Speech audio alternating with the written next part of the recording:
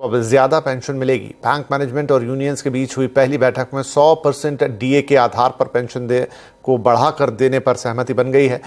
EPFO के 6 करोड़ सदस्यों के लिए बहुत शुभ समाचार आया है। वंदे मातरम। नमस्कार दोस्तों, स्वागत है आपको हमारे यूट्यूब चैनल में। आपको ईपीएस 95 पेंशन के बारे में जानकारी मिलेगी, जो अभी हाल फिलहाल की जो ताजा अपडेट निकल कर सामने आ रही है वही आपको बता रहे हैं। तो बने रहे हमारी वीडियो में शुरू से अंत तक, आपको डिटेल के साथ आज का ताजा जानकारी मिलेगी। जो पेंशन कैलकुलेट पीएफ अकाउंट से कितनी मिलेगी पेंशन, इस आसान फॉर्मूले से समझें कि कैलकुलेशन आपको कितनी अमाउंट से कितनी पेंशन मिलेगी, और इसके बारे में चर्चा करेंगे विस्तार से। आप बने रहे।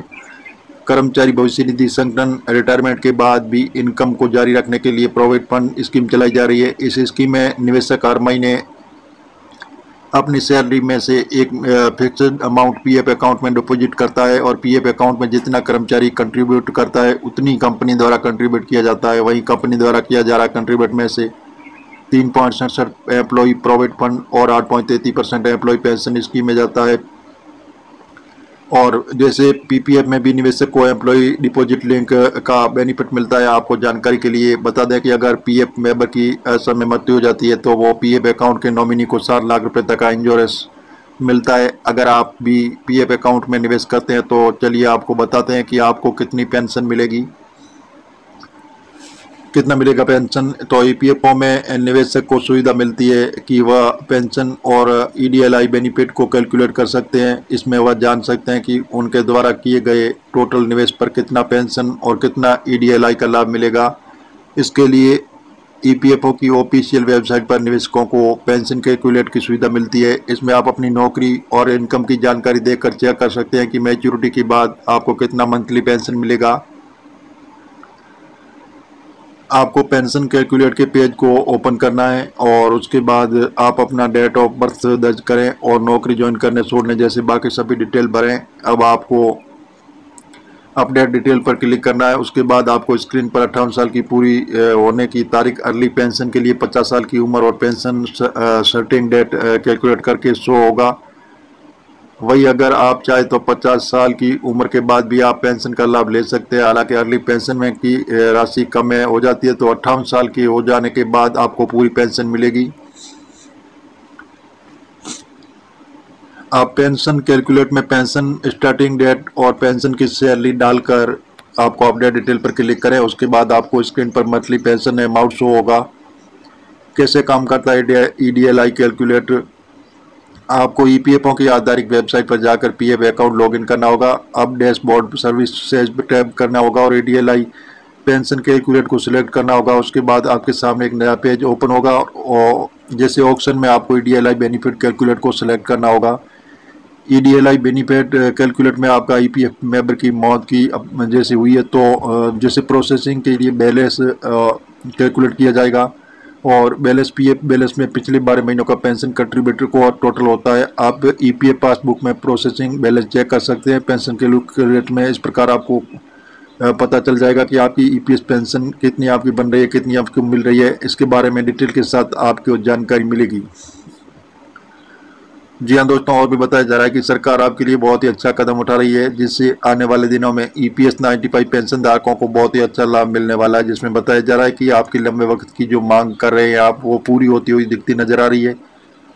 तो इस प्रकार आने वाले दिनों में ईपीएस 95 पेंशन धारक हो सकते हैं मालामाल। जैसे सरकार ने अब आपका जो ब्याज दर है उसको भी बढ़ा दिया गया है, जिसमें 8.25% की दर से आपके अकाउंट में ब्याज भी जमा होगा।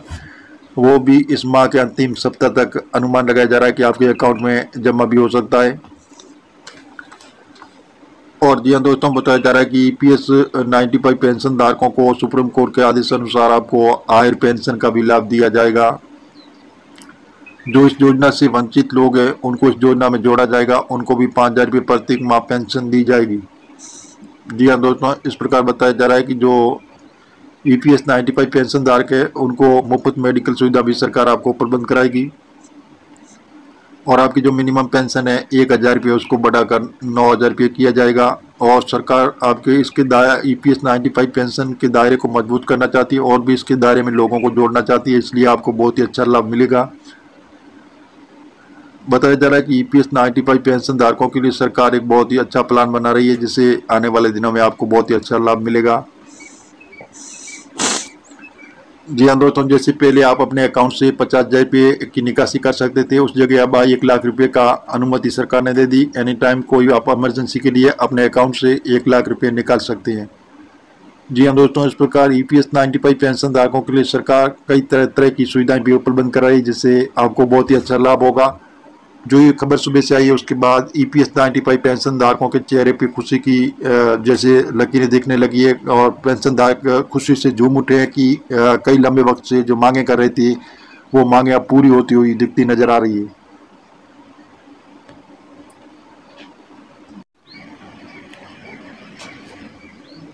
EPF इंटरेस्ट रेट क्रेडिट अब कब मिलेगा PF का पैसा, आपको भी जा रहे तो जान ले नया अपडेट। जो कर्मचारियों की सैलरी से हर महीने कटने वाले PF के पैसे पर सरकार सालाना ब्याज क्रेडिट करती है, लेकिन इस बीते वर्ष के लिए कब तक पैसा आएगा इस पर कोई आधिकारिक खबर नहीं आ रही है। एक सब्सक्राइबर इसी सवाल पर EPF ने जवाब दिया और बताया जा रहा है कि आपके जो EPS 95 पेंशन धारक है, EPFO के सैलरी प्रोफेशनल्स के लिए चलाई जाने वाली स्कीम एम्प्लॉयर प्रोविडेंट फंड में जैसे ब्याज का रिटर्न आने का इंतजार अभी कर रहे हैं। कर्मचारियों की सैलरी से हर महीने कटने वाले PF के पैसे पर सरकार सालाना ब्याज क्रेडिट करती है, लेकिन इस बीते वर्ष के लिए कब तक पैसा आएगा इस पर कोई आधिकारिक खबर नहीं आ रही थी। एक सब्सक्राइबर ने इसी सवाल में EPFO ने जवाब दिया और बताया जा रहा है कि जो EPS 95 पेंशन धारकों के लिए जो दरअसल एक्स EPFO ने जैसे क्विज डाला था, जिस पर सब्सक्राइबर ने सवाल किया कि EPFO का ब्याज कब तक आएगा। इस पर संगठन ने कहा है कि प्रक्रिया पाइपलाइन में और जल्दी अकाउंट में दिखाई देगा। जब भी ब्याज क्रेडिट किया जाएगा पूरा ब्याज भेजा जाएगा, सब्सक्राइबर को ब्याज पर कोई नुकसान नहीं होगा। अभी भी EPF इंटरेस्ट रेट 8.25% का है। हालांकि EPFO ने पहले भी ऐसे जवाब देता रहा, ऐसे में इसमें स्पष्ट नहीं होता है कि ब्याज कब तक आएगा। हालांकि सूत्रों के हवाले से आई खबर, ब्याज क्रेडिट होने में अभी 2-3 महीने का वक्त लग सकता है और सब्सक्राइबरों को उनका ब्याज मिल जाएगा। जी हाँ दोस्तों, और आप EPFO की ओर से जारी अपने पासबुक ऑनलाइन चेक करके पता कर सकते हैं कि आपके अकाउंट में ब्याज का पैसा आया या नहीं आया। इसके लिए तरीका EPF पोर्टल, मैसेज, कॉल, उमंग ऐप और SMS के जरिए चेक का प्रोसेस होगा। जी हाँ दोस्तों, इस प्रकार बताया जा रहा है कि जैसे आपको EPFO के पोर्टल पर कैसे चेक करना है पासबुक। सबसे पहले आपको EPFO पोर्टल पर जाए और आपके लिए अपना UN जैसे एक्टिवेट होना चाहिए। साइड ओपन होने पर सर्विस टैब पर जाएं और ड्रॉप डाउन मेन्यू को सिलेक्ट करें। सर्विस कॉलम के नीचे पासबुक क्लिक करें और अगले पेज पर आपको UN और पासवर्ड डालना होगा। कैप्चा डालकर लॉगिन करें और लॉगिन के बाद मेंबर ID डालें। उसके बाद आपका EPF बैलेंस दिख जाएगा।